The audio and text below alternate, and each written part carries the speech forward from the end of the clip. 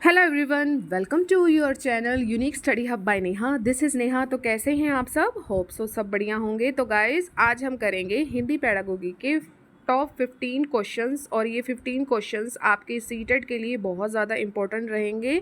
तो वीडियो के एंड तक बने रहिएगा। देखिए, इससे अच्छे जो है मॉक टेस्ट आपके लिए कुछ भी नहीं हो सकते, क्योंकि आपको पता है कि यह हमारे चैनल पर PYQ सीरीज़ चल रही है। तो इससे अच्छे मॉक टेस्ट कुछ भी नहीं है। PYQ से अच्छे मॉक टेस्ट हो ही नहीं सकते हैं। तो बस मैं आपको यही कहना चाहूँगी कि अगर आपकी तैयारी बहुत अच्छी हो गई है तो इस टाइम तो जो टाइम चल रहा है तो PYQ ही कीजिए और इससे ही अपनी प्रैक्टिस को बेटर कीजिए। बाकी मॉक टेस्ट आपको कहीं से भी मिलते हैं तो वो आप कर सकते हैं। तो ये रहेगा आज का बहुत ही बढ़िया सा सेशन। बस आप लाइक और सब्सक्राइब ज़रूर कर दें, शेयर मैक्सिमम करें। देखिए, ये आज मैं आपको करवा रही हूँ ऑनलाइन वाला पेपर जो आपका हुआ था वो मैं आपको करवा रही हूँ। तो इसमें आपके जो है साथ में आंसर दिए हुए हैं, तो आपने इसको जो है इग्नोर करना है। आपको जो है प्रॉपर मैं हर आपको जो ऑप्शन है अच्छे से डिस्कस करूँगी, एक्सप्लेनेशन सबकी ही दूंगी कि क्यों ये आया। ठीक है, तो ये जानना ज़रूरी है क्यों आया है, बजाय आप इसकी तरफ ध्यान दें कि इसका आंसर आपको पहले दिया गया है। ठीक है, चलिए वीडियो को स्टार्ट करते हैं। हमारा फर्स्ट क्वेश्चन है, कौन कौन सा भाषा सीखने के लिए निवेश आधारित कार्य है? क्वेश्चन के लेवल को देखिए। यहाँ पर कहा गया है कि निवेश, जिस चीज़ पर निवेश हो रहा है, हमने भाषा पर निवेश करना है, तो उसका कार्य हमने इन 4 ऑप्शंस में बताना है कि किसमें हुआ है। ठीक है, समझ गए होंगे कि क्वेश्चन क्या पूछा गया आपसे। शिक्षार्थी 5 के समूह में कहानी पढ़ता है। ठीक है, 5 का एक समूह है, उसमें कहानी को वो पढ़ता है। शिक्षार्थी एक कार्यक्रम में अभिनय की जाने वाली लघु नाटिका के लिए संवाद लिखते हैं। ठीक है, संवाद को वो लिख रहे हैं। शिक्षार्थी जलवायु परिवर्तन के मुद्दे पर भूमिका निर्वाह रोल प्ले में अभिनय करते हैं। और शिक्षार्थी सुनी हुई वार्ता के विचारों को समझने के लिए वो क्या कर रहे हैं, प्रश्न पूछते हैं। अब देखिए, यहाँ पर आपसे जो क्वेश्चन पूछा जा रहा है वो ये पूछा जा रहा है कि अगर आपने किसी बच्चे को भाषा सिखानी है तो क्या किस चीज़ पर आप निवेश करेंगे कि उसमें वो बच्चा भाषा जो है अपनी अच्छे तरीके से सीख सके। ठीक है, यही कार्य ही पूछ रहे हैं ना, उसका काम बन जाए। ठीक है, तो इन 4 ऑप्शंस में से जो बेटर ऑप्शन है वो है आपका 1। देखिए, शिक्षार्थी जो है वो 5 के समूह में कहानी पढ़ता है। ठीक है, तो वो एक हम इस पर निवेश ही तो कर रहे हैं ना। 5 एक समूह बन गया है, 5 जनों का एक समूह बन गया है और यहाँ पर एक बच्चा खड़ा है और वो उस कहानी को पढ़ रहा है। ठीक है, तो क्या हुआ, भाषा को सीख रहे हैं ना, एक निवेश ही हो गया। ये कहानी पढ़ रहा है और ये 5 बच्चे जो है 5 के समूह, यानी कि लगा ले 4 जने और लगा लीजिए, 4 जने जो है उसके साथ उस कहानी को सुन भी रहे हैं और पढ़ भी रहे हैं। तो भाषा सीखने के लिए हमारे लिए यही ज़रूरी है। निवेश पूछा गया ना, तो इस पे इससे बेटर निवेश कोई नहीं हो सकता। ठीक है, बाकी जो है बाकी भी है, संवाद लिखते हैं, लिखने का कार्य तो हमने जो है भाषा सीखने में करना ही नहीं है। रोल प्ले में जो है इतने हम प्राथमिक स्तर की बात कर रहे हैं, तो जलवायु परिवर्तन का जो मुद्दा आता है तो वो तो उच्च प्राथमिक स्तर पर आता है। ठीक है, और विचारों को समझने के लिए प्रश्न पूछते हैं। प्राथमिक स्तर पर इतना छोटा लेवल है तो बच्चा इतना एक्टिव नहीं हो पाता है, लेकिन जो कहानी का जो आपका ऑप्शन है वो बेटर ऑप्शन है। इसमें जो है प्राथमिक स्तर के बच्चे जो है इसमें बहुत ज़्यादा रुचि लेते हैं, तो फर्स्ट ऑप्शन आपका बिल्कुल करेक्ट है। ओके, आगे बढ़ते हैं। रविन जो है समाचार पत्र में एक लेख पढ़ता है जिससे कि वह अगले दिन में अपने समूह में उस पाठ्य वस्तु का संपूर्ण विचार प्रस्तुत कर सके। उसके इस पठन को आप किस रूप में जाना जाता है? क्या कह रहा है ये कि रविन है वो, जैसे कि उसने एक देना है, अपने विचार प्रस्तुत करने हैं कक्षा में, आज का दिन है यानी कि कल उसने जो है अपने विचार जो है प्रस्तुत करने हैं। इसके लिए उसको एक न्यूज़पेपर है, उसमें एक लेख आया है, वो उस चीज़ को पढ़ रहा है कि वो अपने कल अपने विचार प्रकट कर सके। यानी कि आपको कोई टॉपिक दिया गया है और उस पर आपने जो है कल बोलना है। ठीक है, तो किस तरह का पठन कहलाएगा? पंक्तियों के बीच पठन है, पंक्तियों से परे का पठन है, बारीकी से पठन है, या सरसरी तौर पर पढ़ना? इसको कहते हैं सरसरी तौर पर पढ़ना। फोर्थ ऑप्शन आपका करेक्ट है कि आप बस ऐसे लाइन टू लाइन फटाफट फटाफट पढ़े जा रहे हैं कि हाँ, हमें पता लग जाए कि टॉपिक में क्या दिया हुआ है और हमने कल उसको क्या पढ़ाना है, मतलब क्या हमने प्रेजेंटेशन देनी है। ठीक है, तो फोर्थ ऑप्शन आपका बिल्कुल करेक्ट है। आगे बढ़ते हैं। कौन सा लेखन उपागम शिक्षार्थियों को लेखन सिखाने के लिए लेखन के विभिन्न स्तरों से गुजरने का अवसर प्रदान करता है? किसी भी चीज़ में सबसे पहले आता है कि भाई कि उसका प्रोडक्ट आता है, उसकी फिर प्रोसेसिंग आती है, फिर उसके बाद हम निष्कर्ष पे निकलते हैं। तो इसका जो राइट ऑप्शन है वो आपका रहेगा प्रक्रिया उपागम। ठीक है, आपको कोई भी अवसर दिए जा रहे हैं, अगर आपके सामने विभिन्न स्तर दिए जाते हैं, फर्स्ट सेकंड थर्ड स्तर तो यही होंगे ना। अगर उस पर आप चढ़ रहे हैं तो ये किसी प्रक्रिया के दौरान हो रहे हैं। ये ऐसा नहीं है कि आप अगर यहाँ पर फर्स्ट सेकंड थर्ड, अगर आपको कहें कि आपको फर्स्ट से थर्ड स्तर पर पहुँचना है तो कोई ना कोई प्रक्रिया होगी कि पहले आपको फर्स्ट से सेकंड में ही जाना पड़ेगा, फिर उसके बाद आपको सेकंड से थर्ड में जाना पड़ेगा, फिर आप उस चीज़ को सीख सकेंगे। ऐसा नहीं है कि अगर पहले जब छोटा बच्चा होता है तो उसको आप पहले डॉट पे लिखाना सिखाते हैं, फिर जब उससे डॉट हट जाएगी फिर उसके बाद आप उसको कहेंगे कि बिना डॉट के लिखो। ये नहीं है कि आप उसको कहेंगे कि सीधा आप हिंदी की कॉपी में ही लिख लो। ठीक है, तो यही है कि एक प्रक्रिया होती है, एक प्रक्रिया उपागम होता है, उसी के द्वारा जो है बच्चे का जो है लिखना, उससे जो है बच्चा सीख सकता है। ठीक है, तो आपका सेकंड ऑप्शन बिल्कुल करेक्ट है। आगे बढ़ते हैं हम। अरुण और राहुल शिक्षक अपनी व्याकरण की कक्षा में पहले व्याकरण बिंदुओं, वाच्य और काल का परिचय देते हैं। ये आपके व्याकरण के दो टॉपिक हैं, वाच्य और काल। आप इससे बहुत अच्छे से परिचित होंगे। और ये समझाते हैं कि नियम किस तरह बनते हैं और किस तरह संदर्भ का प्रयोग करते हैं। ओके, इसके उपरांत वे शिक्षार्थियों को भाषा मदों के अभ्यास के लिए बहुत सारे कार्य दे देंगे। व्याकरण सीखने सिखाने की जो ये प्रक्रिया होती है तो वो क्या कहलाती है? देखिए, विषय ज्ञान है, कार्य विधिक ज्ञान है, प्रक्रिया ज्ञान है, घोषणात्मक ज्ञान है। देखिए, यहाँ पर आपको ये बताया जा रहा है कि दो शिक्षक हैं और वो जो हैं आपके दो आपको टॉपिक का परिचय दे चुके हैं। वो ये बता रहे हैं कि आपके नियम किस तरह बनते हैं और हम इसका किस तरह यूज़ करेंगे, किस संदर्भ में इसको हम लेंगे। इसके बाद जब उसका कॉन्सेप्ट को उसको क्लियर कर दिया टीचर्स ने, उसके बाद उसको कहा कि आपको जो है प्रैक्टिस के लिए बहुत सारे जो आपको वर्क दे दिया। और जो ये प्रक्रिया है कॉन्सेप्ट सीखने के बाद और उसका यूज़, फिर उसके बाद प्रैक्टिस, तो ये जो है सीखने सिखाने की जो प्रक्रिया है वो क्या कहलाती है? तो बताइए क्या लगता है? इसका जो राइट ऑप्शन है वो है घोषणात्मक ज्ञान। ठीक है, ये क्या कहलाता है? घोषणात्मक ज्ञान कहलाता है। ये थोड़ा सा हटके क्वेश्चन है, आपको ऐसे ही याद करना पड़ेगा। तो फोर्थ ऑप्शन आपका करेक्ट है। आगे बढ़ते हैं। कक्षा में बहुभाषिकता एक रणनीति के रूप में कार्य करने से क्या तात्पर्य है? क्वेश्चन को ध्यान से पढ़िए, यहाँ पर पहले ही कहा गया है कि एक रणनीति है। ठीक है, शिक्षार्थियों को समान भाषा को अंग्रेजी माध्यम की कक्षा में पाठ्य वस्तु के अनुवाद के लिए प्रयोग करना, शिक्षार्थियों की भाषा को भाषाओं के शिक्षण अधिगम तथा विषय वस्तु के लिए प्रयोग करना, कक्ष में निर्देश की माध्यम भाषा के सिवाय शिक्षार्थियों की अपनी भाषाओं का प्रयोग नहीं करने देना, बहुभाषी वक्ता बनने के लिए विद्यालय में अनेक भाषाएं सीखना। कितनी आप सीख लेंगे, जितनी ज़रूरत है उतने ही आप काम करेंगे। और शिक्षार्थियों को, जो विद्यार्थी हैं, तो उनको तो अपनी भाषाओं का प्रयोग करने देना ही देना है, क्योंकि वो उनकी क्षेत्रीय भाषा है, मातृभाषा भी है। ऐसा नहीं होगा। एक रणनीति के रूप में हम कार्य कैसे करेंगे कि शिक्षार्थियों की भाषा जो उनकी भाषा है, विद्यार्थियों की जो भाषा है, उनके भाषाओं के शिक्षण अधिगम और विषय वस्तु के लिए आप उस चीज़ को प्रयोग करेंगे जो उनकी भाषा है, एज ए उनके जो है अपने शिक्षण को सुचारू रूप से करने के लिए, और जो उनका एक कंसेप्ट है उनको प्रिपेयर करने के लिए एक प्रयोग करेंगे। ये नहीं है कि आपने उनके लिए दुर्बलता कर दी, एक संसाधन के रूप में लेंगे, ना कि कहेंगे कि हाँ हमारे लिए मुसीबत हो गई है। तो बी ऑप्शन यानी कि जो सेकंड ऑप्शन है आपका बिल्कुल करेक्ट है। आगे बढ़ते हैं। निम्नलिखित में से कौन सा क्षेत्रीय भाषा को परिभाषित करता है? क्षेत्रीय भाषा मैंने अभी अभी आपको बताया है।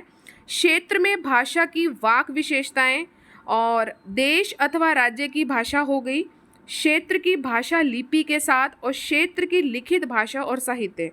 देखिए, क्षेत्र जो होता है, क्षेत्रीय भाषा जो होती है, वो हमारे कल्चर से, हमारी संस्कृति से, हमारे आसपास के वातावरण से बच्चे को देखने को मिलती है। ठीक है, अब मैं आपको इसका बेस्ट एग्जांपल देती हूँ। जो हरियाणा के बच्चे हैं और वो हरियाणवी बोलते हैं तो वो उनकी क्षेत्रीय भाषा कहलाएगी, लेकिन जब वो स्कूल में जाते हैं तब वो हिंदी और इंग्लिश बोलते हैं। ठीक है, तो इसकी कोई कहेंगे कि आप कहेंगे कि हरियाणवी भाषा की कोई क्या लिपि है कि मतलब कि वो देश की हो गई है, देश की भाषा और राज्य की भाषा हो गई है? नहीं। अगर हरियाणा में लोग हरियाणवी बोल रहे हैं तो इसका मतलब ये नहीं है कि वो राज्य की भाषा है, नहीं, ऐसा नहीं है, ठीक है। ना ही वो देश की भाषा है। क्षेत्र की भाषा होगी लिपि के साथ, ऐसा होना भी कोई ज़रूरी नहीं है। और क्षेत्र की लिखित भाषा और साहित्य ये बहुत ही बड़े लेवल पर हो जाता है, ज़रूरी नहीं है। मैं हरियाणा की बात कर रही हूँ, हर प्रदेश की अपनी अलग अलग है, ठीक है। तो क्षेत्र में जो है भाषा की वाक विशेषताएं जो हैं, उसके जो बोलने से संबंधित जो विशेषताएं हैं वो इसमें बहुत ज़्यादा जो है इम्पोर्टेंट रोल प्ले करती है। तो फर्स्ट ऑप्शन आपका बिल्कुल करेक्ट है। आगे बढ़ते हैं हम। निम्नलिखित में से कौन सा भारत में हिंदी भाषा के संबंध में सत्य है? ठीक है, हमने हिंदी भाषा के बारे में बताना है। अब आप देख सकते हैं, आप जो है काफ़ी टाइम से मेरे चैनल पर जो है हिंदी पैडागोगी के आप क्वेश्चन देख रहे हैं, लेकिन इसका जो स्तर है बहुत अच्छे लेवल का आप देख पा रहे होंगे।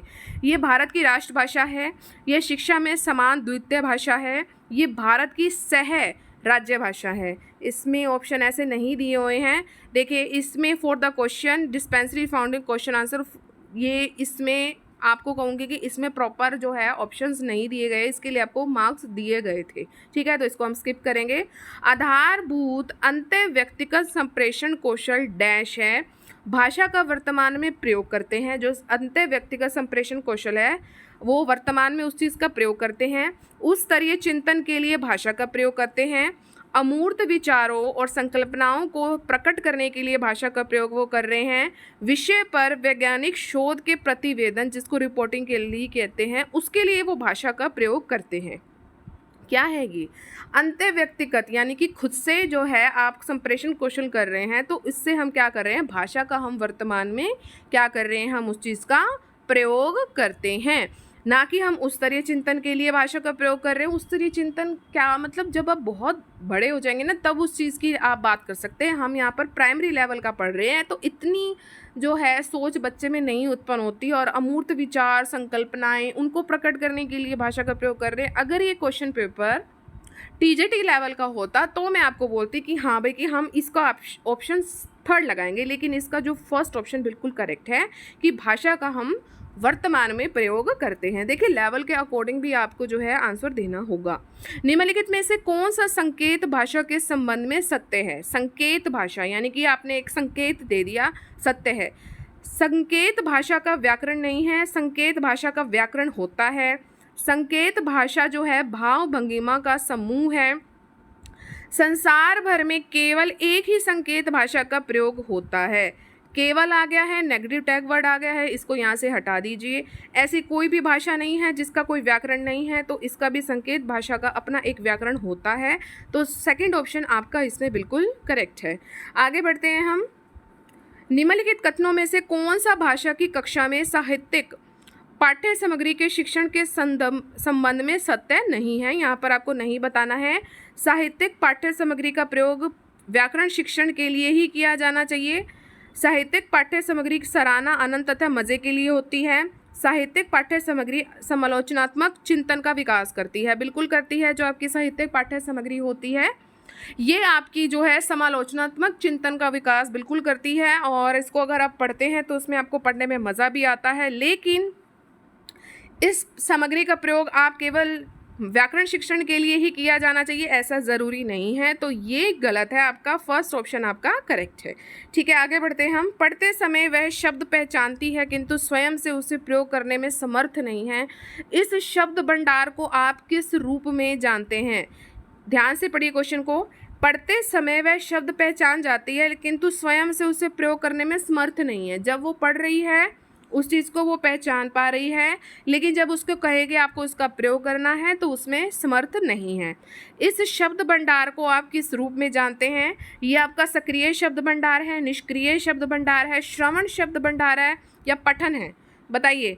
पढ़ पा रही है तो पढ़ पा रही है तो क्या होगा, लेकिन करने में वो असमर्थ है। मेरे को पता था कि अभी आप कहेंगे कि पठन शब्द भंडार है, क्योंकि मैंने अभी आप पे स्ट्रेस दिया कि पढ़ पा रही है, लेकिन कह रहे हैं कि उसको करने में जब असमर्थ है, जब उसको वो कर ही नहीं पा रहे तो पढ़ने का क्या फ़ायदा? तो वो निष्क्रिय शब्द भंडार हुआ। तो सेकंड ऑप्शन आपका बिल्कुल करेक्ट है। आगे बढ़ते हैं। कक्षा 8 की शिक्षिका सॉरी ये आपकी हाँ जी 8 की है।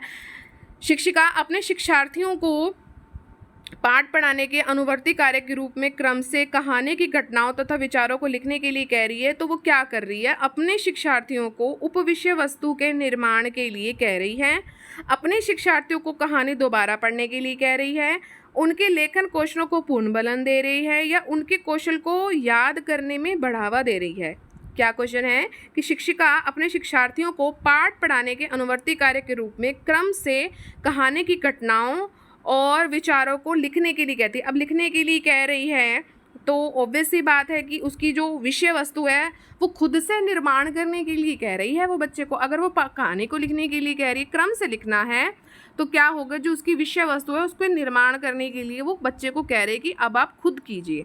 ठीक है, और इसका जो है एक ऑप्शन और भी बेटर हो सकता है कि उसके लेखन क्वेश्चनों को वो पुनर्बलन दे रही है। दोनों ही ऑप्शन करेक्ट है। मुझे जो सुटेबल लग रहा है वो 3 लग रहा है, बाकी आपको देख रहे हैं आपको यहाँ पर 1 दिया गया है। ठीक है, चलिए आगे बढ़ते हैं।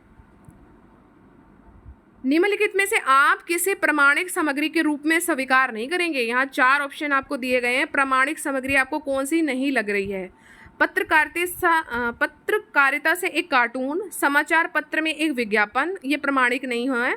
पाठ्य पुस्तक लेखक तथा कोविड-19 पर लिखा निबंध, ये प्रमाणिक नहीं है। प्रसिद्ध लेखक प्रेमचंद्र के द्वारा लिखी लघु कथा, किसे नहीं लेंगे आप?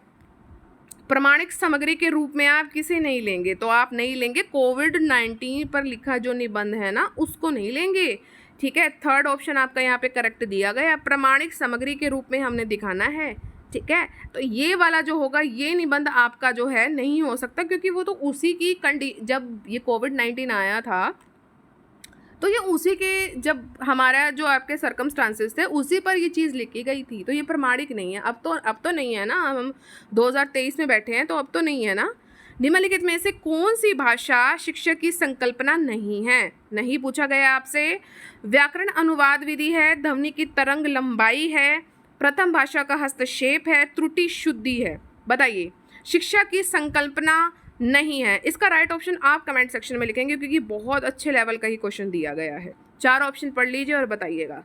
भाषा सीखना डैश है, स्वाभाविक तथा अवचेतन है, सुविचारित तथा चेतन है, स्वाभाविक तथा सुविचारित दोनों ही हैं, जन्मजात और अस्वैच्छिक है। देखिए, सीखना कोई अस्वैच्छिक नहीं होता, स्वेच्छा से ही होता है। अवचेतन मन से कुछ भी नहीं सीखा जा सकता है। स्वाभाविक ज़रूरी नहीं है, लेकिन सुविचारित होता है, विचारों पे बेस्ड होता है, और चेतन मन से किया जाता है। तो 2nd ऑप्शन आपका बिल्कुल करेक्ट है। तो गाइस, कैसे लगे आज के टॉप 15 क्वेश्चन? मुझे उम्मीद है ये सेशन आपको बहुत अच्छा लगा होगा। अगर लगा है ना और लास्ट तक आप बने रहे हैं तो इसका मतलब यही है कि आपको सेशन बहुत बढ़िया लगा, और इसमें मैंने आपसे एक क्वेश्चन पूछा है तो उसका आंसर भी कमेंट सेक्शन में आप ज़रूर बताएंगे।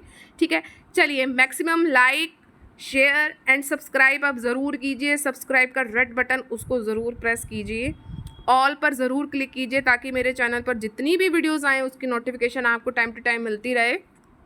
क्योंकि इसका एक कारण ये भी है कि आगे आने वाले दिनों में आपको बहुत अच्छा कंटेंट मेरे चैनल पर देखने को मिलेगा। और कल जो है सोशल साइंस का जो है मैं पेपर आपसे डिस्कस करूंगी। ओरिजिनल पेपर जो है मैं डिस्कस करूंगी। 60 क्वेश्चन होते हैं आपके सोशल साइंस में, और जो है सेशन रहेगा 30 का रहेगा। 30 आपको मैं कल करवाऊंगी, फिर 30 मैं आपको परसों करवाऊंगी, क्योंकि एक साथ आपको 60 परोस दिए तो आप बहुत ज़्यादा बोरियत महसूस करेंगे। ठीक है, तो कल सोशल साइंस का, कल संडे है तो कल सोशल साइंस का मेरे चैनल पर आपको कंटेंट देखने को मिलेगा। हो सकता है कि बैक टू बैक आपको जो है 30 दोनों ही वीडियोस देखने को मिल जाए, हो सकता है। चलिए, कल ही देखेंगे, कल का काम है कल पे छोड़ते हैं। लेकिन जो आज है, आज आपने क्या करना है, मेरे चैनल को सब्सक्राइब कर लेना है। मैं आपको बता रही हूँ कि मैं आपको EVS भी करवाऊँगी।